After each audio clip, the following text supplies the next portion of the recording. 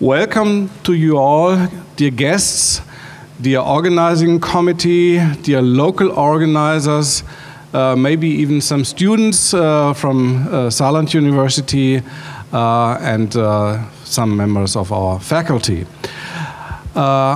It's a great pleasure for me to open this conference, not only because it's an international conference and we are proud of being in this row of locations where it has been organized, or those have been organized, but also since the topic perfectly fits to developments at Saarland University. One has to hope that each European university president should say this in the same way. And maybe our competitors sometimes are even further ahead, but I see a significant delta with respect to developments at my university. So I'm very proud that this conference, in a way, underlines this developmental perspective line and even past. For example, we only recently filled a position at our university with a professor working exactly in this area, which had been formerly more fuzzily defined as professor for informational science or something like that. This resulted from a phase when computer science developed and Informatik in German developed on the one hand side and with respect to applied mathematics and the technical aspect, and on the other hand we saw development from the humanities, from various disciplines into the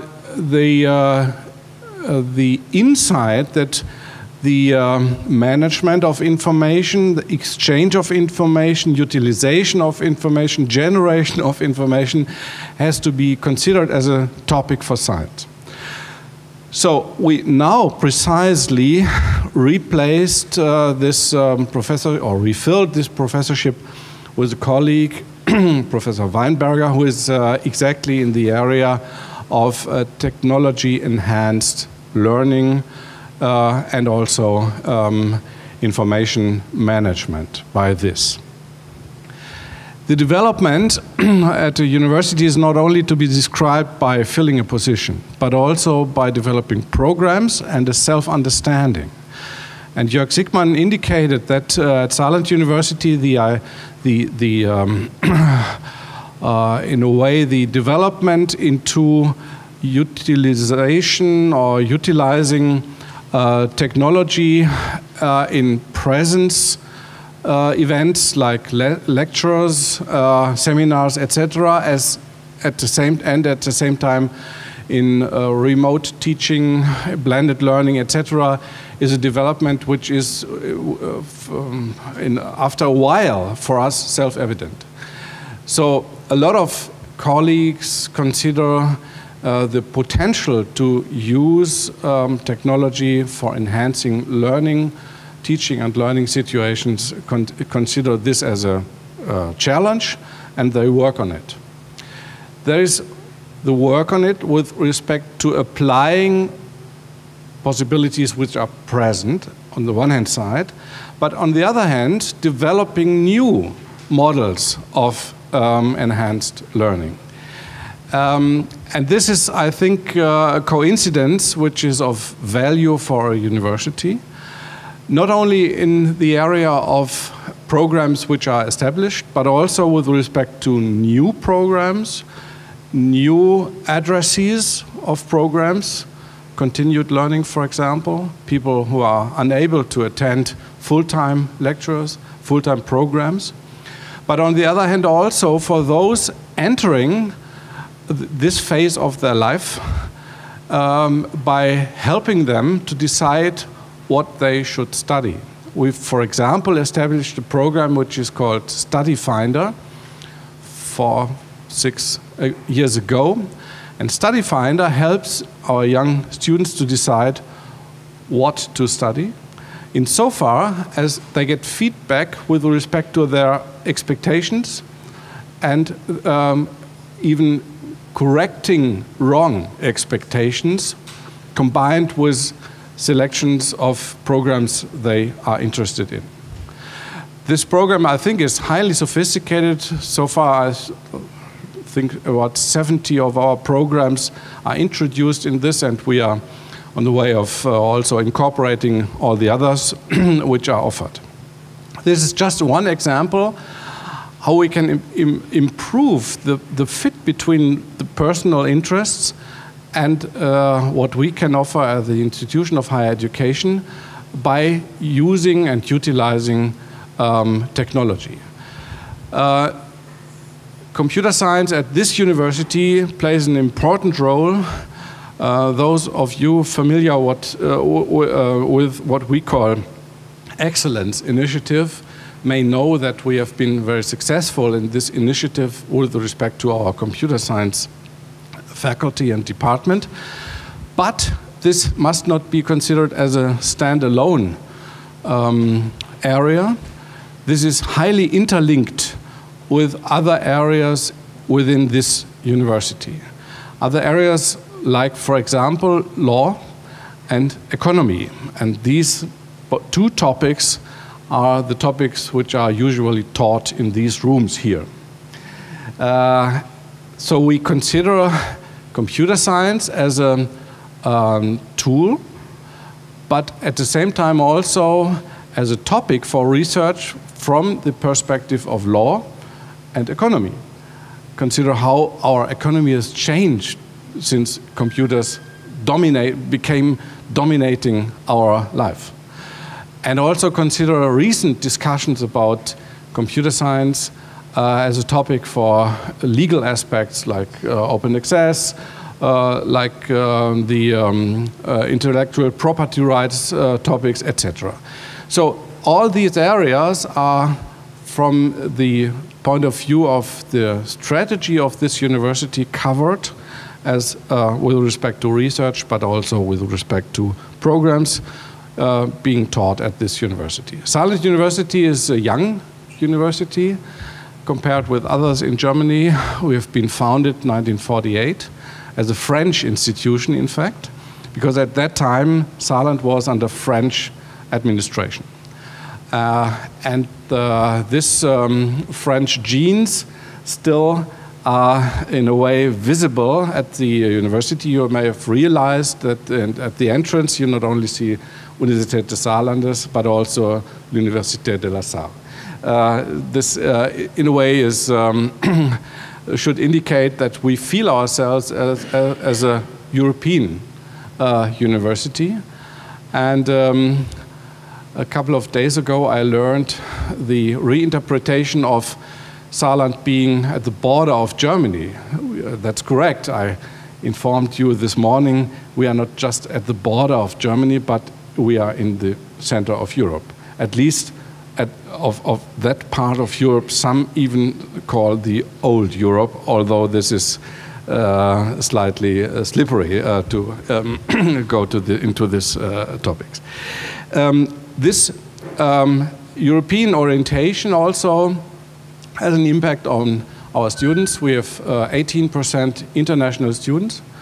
This is far above the federal average. We have about 18,500 students, so we are a medium-sized university with a lot of international students, and they don't just come from France and Luxembourg, countries which are close by, but come to us from all over the world. Teaching languages in a lot of master programs is English, of course, and French is not our teaching language, but in our blood and in our genes.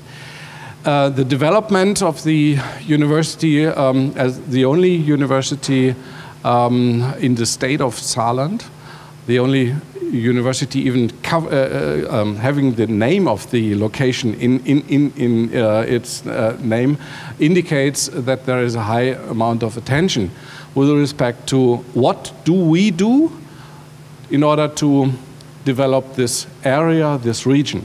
And this is, I think, a challenge we take. So we are happy that we have, and I will close by briefly informing you about this. We have only recently established a network of universities in the surrounding countries, namely Belgium, Luxembourg, France, and Germany, a network of 6 universities, which in a way have committed themselves to do something I call Bologna en miniature, meaning that we take seriously what Bologna intends to do, namely enhancing the amount of internationally mobile students, enhancing the amount of students going to various institutions of higher education, and by this expanding an area of higher education institutions in this area. And I come back to the topic of your conference. This is only possible by introducing technology-enhanced learning, of course. There will be in future lectures taught in Liège or in Nancy, and followed in Saarbrücken, Trier, Kaiserslautern, or Luxembourg. And we intensively work on this, also with respect to establishing an institution for continued education, which can only be thought of in terms of utilizing the potential of technology-enhanced learning.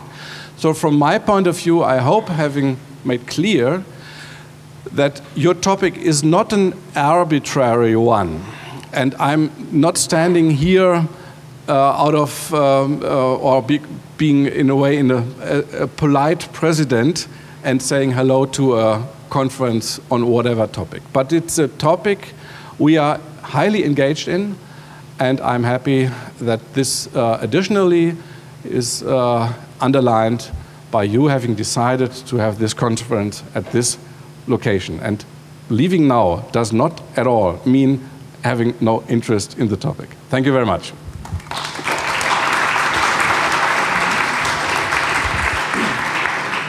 Thank you very much. Excellent. We'll meet tonight. We're running a bit out of time, but we will do our best. It doesn't matter. If we extend a little bit, the next speaker can then extend his talk again. So, please. Thank you very much, Mr. President. Thank you very much, Jörg, for this introduction. I will try to speak fast because we have 30 slides and we don't want to go too much into the next session and have the keynote speaker. Okay, my name is Carlos Salgado-Clos. As a General Chair, I'd like to say a few words and then give over to the program chairs in organization. This is the 7th edition of the conference, so it's a consolidated conference now in Europe. The site for the next conference has already been decided, but you have to wait until Friday to know where exactly it's going to be. I'd like to say a word of thanks because it has been the full year working for many people, and I'd like to acknowledge this by mentioning especially the chairs of the different committees that have made this event possible. First, Stephanie Lindstedt and Andrew Ravenscroft, as program chairs, have done a tremendous job in putting together an excellent program. Christoph Igel with Julia Motz and Britta Seidel and other people have also made it possible that we have here an excellent location, excellent organization. Davina Hernandez Leo, she's the post and demo chair over there, who's done a lot of innovations also you will see and will be mentioned later on about the demo shootout, etc. Tobias Lai is over there also, workshop chair for putting together the 8 workshops we have had during yesterday and today. Sergei Sosnovsky over here. He has done, I would say, much more than just being a dissemination chair. I mean, he's been a certain heart of all our meetings, but we had very regularly with flash meeting. Catherine Maillet and Mario Allegra, where are they? I don't know where they are. Mario's over there. they have been putting together the consortium chair, the doctoral consortium, which is a very important thing for all the PhD students. And finally, Volker Zimmermann has put together an excellent program in the industry track we will see in the coming days. A number of institutions have provided either money or time of people, and I would like just to put this slide here to see, for you to see who has all supported in one way or another this conference. I'd like to go very fast back to the 19th century, industrial age, and basically say, no, it was a time of efficient production. It was important to follow the rules precisely because it was a time of where people specialized and synchronized the work in order to produce an efficient result. And it was also there for a time where education, it was for the first time controlled by the state, was compulsory, it was not before. There was the Protestant education by Heinrich von Humboldt and others who promoted this and then went throughout the world.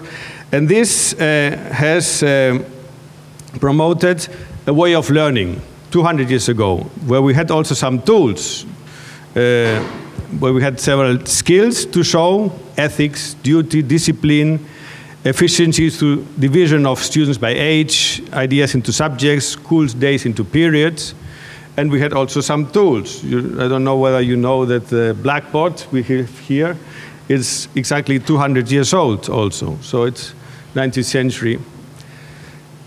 This was invented by a Scottish teacher. But now the society has changed a lot. Skills are needed which are totally different. Tools and technologies have changed a lot and have changed very much many sectors, many industries, commerce, music, photos, news.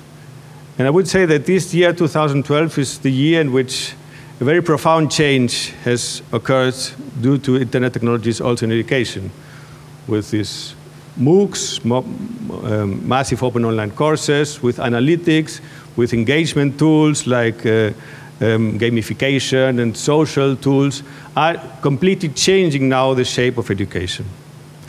What is the challenge now for this 21st century? I'll give over to Andrew to say a few words about it. Okay, thank you, Carlos. And okay, so now I'm going to talk briefly on the conference themes. I think most people in this room will probably agree, broadly speaking, that we're now looking towards more process-oriented models of learning, and specifically, things have changed where the skills that are required in the 21st century are quite different. And I think this is probably quite uncontroversial, that what we're looking at is people who possess more sort of creative, reflective, and innovative thinking and problem-solving skills. And typically those skills are applied to more open-ended problems, but also new forms of problems. I mean, 100 years ago, people weren't inventing apps for a living, for example. And what's also typical about the context of today is we need more responsive and contextualized thinking and learning. There's more linked directly to action. And especially, we're looking for new competencies for the creative and digital or knowledge industries. Now, I think most people would agree that those skill requirements are quite uncontroversial, but I think what's certainly more controversial and open-ended is how we actually support or promote the learning that leads to the development of those skills. And I think as a community, we're only just really starting this journey in historical terms. So this conference is at a point in history which is very important. But I think what characterizes or 21st century learning are things like this, that we need to move beyond teaching and training the post-industrial revolution workforce that Carlos mentioned there. And one way I like to characterize the current situation is that we're actually alone and together in digital spaces. So we can't separate things like self-regulated and independent learning from more collaborative approaches such as scaffolding, mentoring, and apprenticeship. And so the challenge for technology-enhanced learning is to develop technologies that support the old and new forms of both independent and collaborative learning. And I think what is particularly an important strand at the moment is how we promote informal learning. See, that's learning in action, and experimentation in action. And a slogan that I like to think of it when we're designing new learning experiences is that we can rarely these days apply standard templates, and instead we're constantly revising patterns of learning experiences. Is the war going on? Tell me.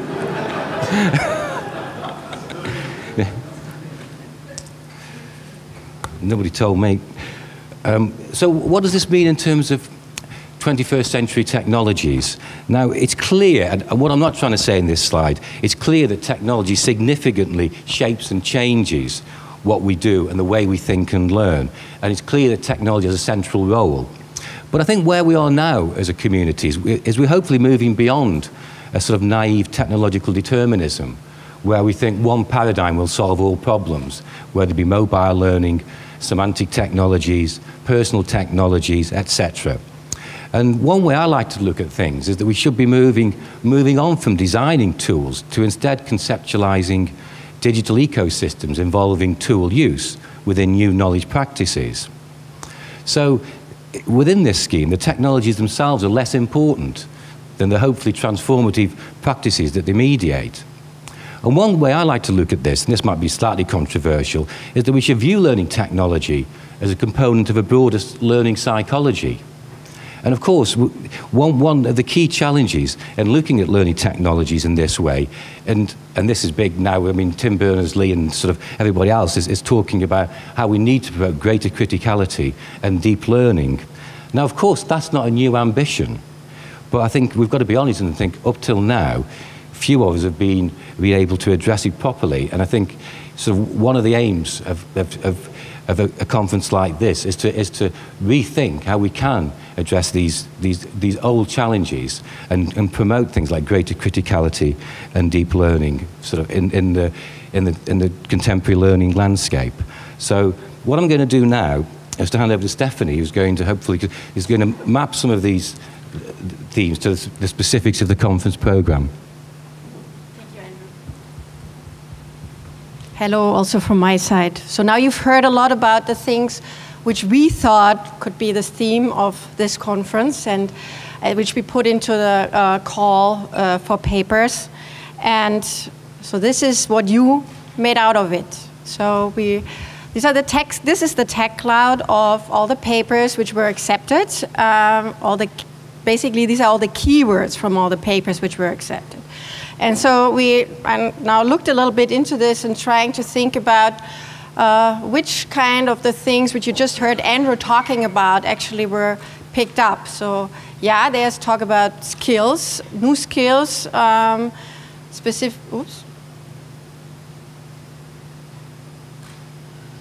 self-regulated learning, which definitely is a new 21st century learning skill.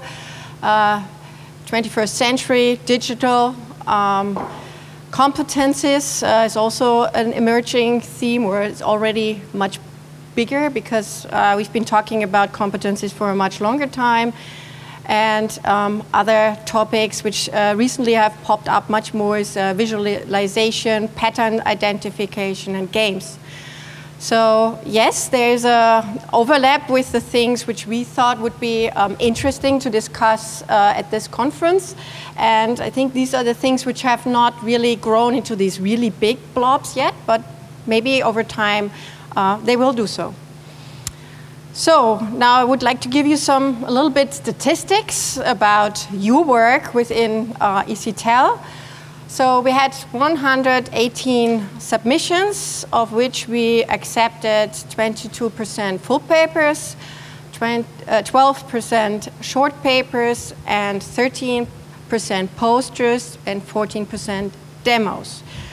Demos and posters this year play a much stronger role than they have played in the past. And after the keynote speak, you will have the opportunity to visit all the demonstration and poster session just outside this room here in the hallway. We have representatives from many, many countries here today. Not surprisingly, Germany in the authorship plays a pretty large role since the conference is taking place in Saarbrücken.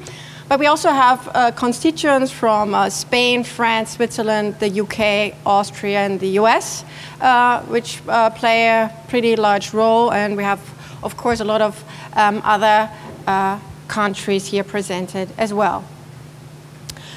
As a whole, we have more than 190 participants here today.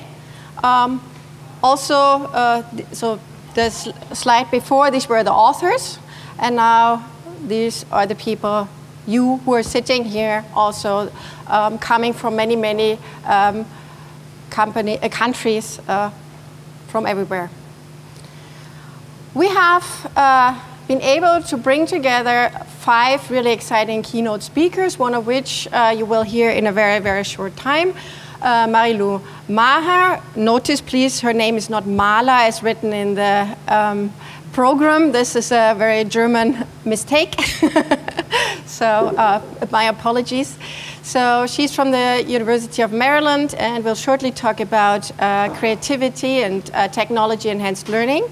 Tomorrow morning, the opening keynote will be by Wolfgang Walster, who's a very key figure here in Saarbrücken. And in the afternoon, we have Marco Marcella from the EU Commission, who will give us his insights into the further funding schemes, which we are all eager to know about.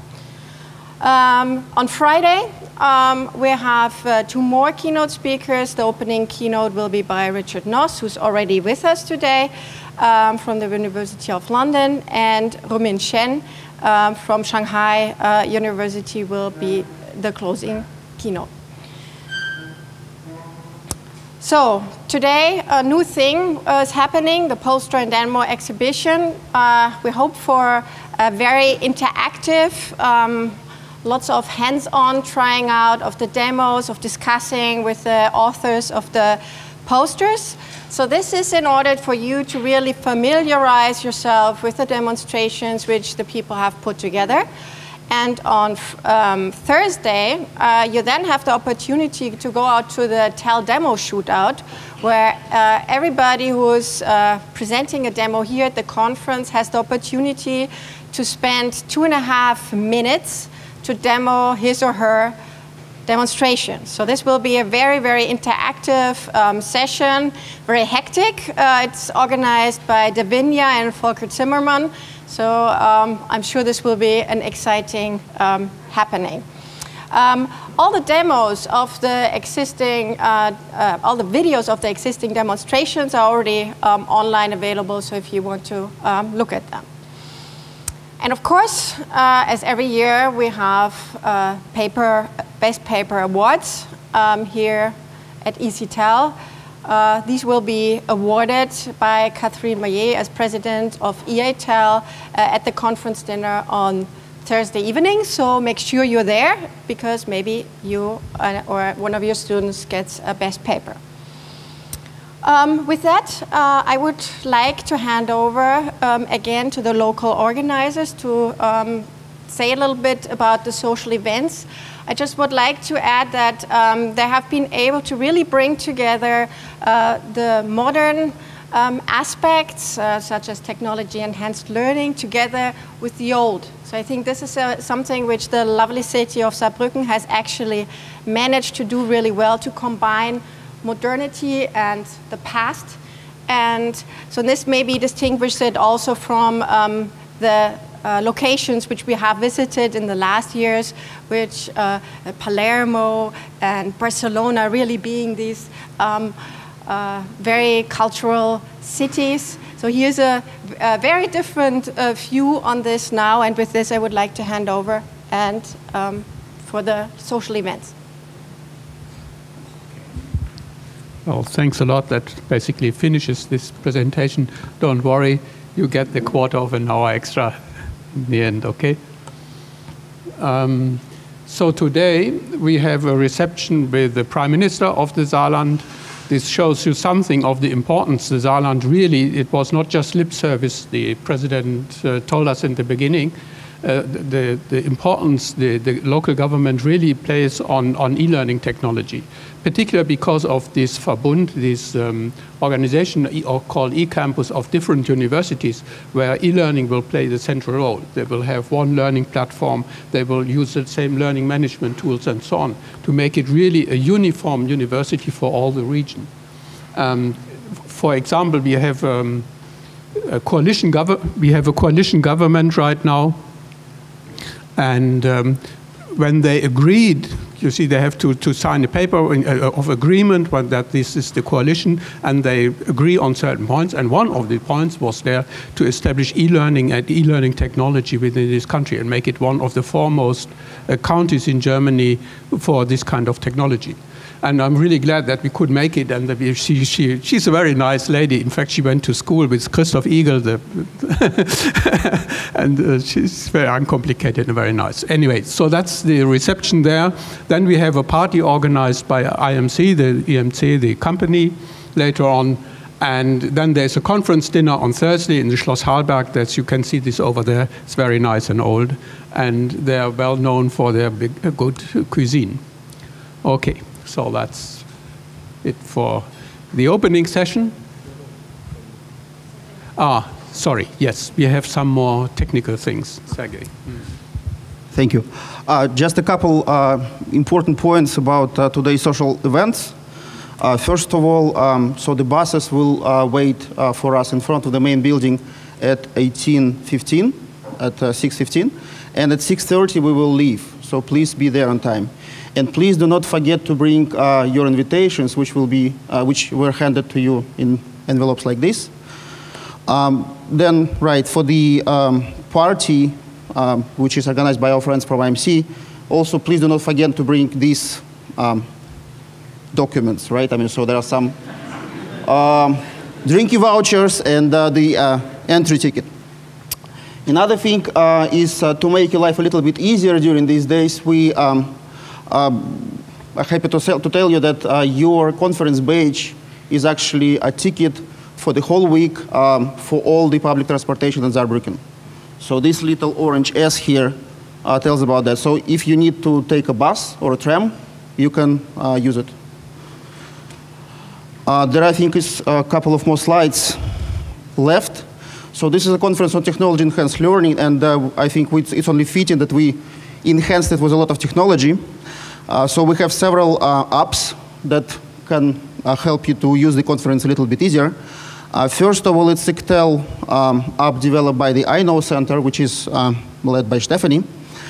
It is available on the iTunes, and you just need to look for the word EC-TEL. You can use it on iPhones, iPads, and you can basically access the whole program. You can access the room plan, even get some personalized schedule for yourself. Then there is another application which pretty much does similar things, Conference Navigator. This application was developed by the PAUS group at the University of Pittsburgh. And the interesting thing about this application is that it has been used in many different conferences in the community. So if you have been using it before, your user profile basically keeps updating, and the application takes into account when recommending you more talks to visit. And the last but not the least, to bring this conference to the world, we have another application which allows us to live stream all the keynote and regular sessions. So the name of this application is Vascast. You can find the link to downloading this application on the website. Please don't be alarmed. I mean, so it will ask you whether you really want to install it. So it's not available on iTunes, but you can install it using the link, special link in the browser when you access it with your iOS or Android device. It actually is also available through the web browser.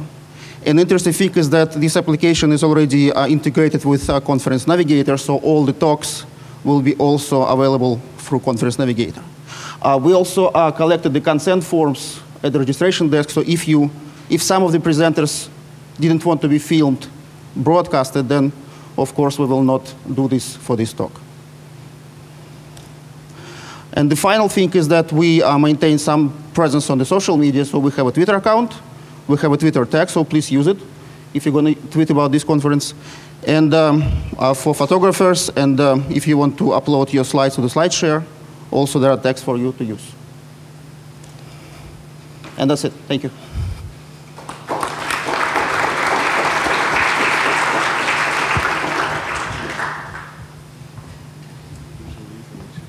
So, thank you, Sergey. Well, thank you for all being here, for submitting your papers and making EC-TEL what it is. A very exciting meeting and discussion forum.